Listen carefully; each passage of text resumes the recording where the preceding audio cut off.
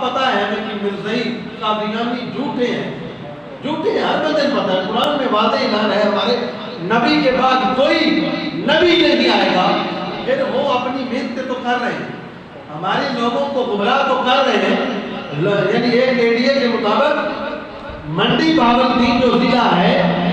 اور جو ان کا جو جہاں مرکز ہے جہاں انہوں نے اسپتال بنایا ہوا، کیا نام ہے اس کا، ربوہ، وہاں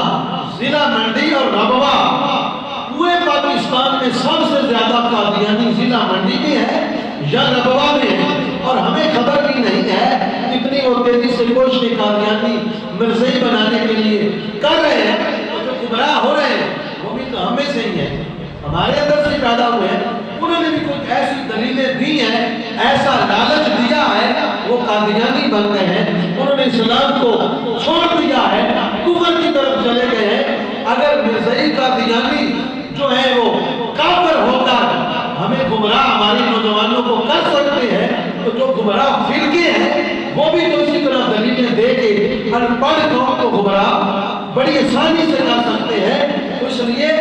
جو کچھ بھی ہو جائے اپنے مسلک کے حق اہل سنت والجماعت کو کسی صورت نہ چھوڑا جائے، کسی پر قائم نہ ہو، کسی میں ہی بھلائی ہے، کسی میں ہی نجات ہے۔ علماء اقبال رحمۃ اللہ علیہ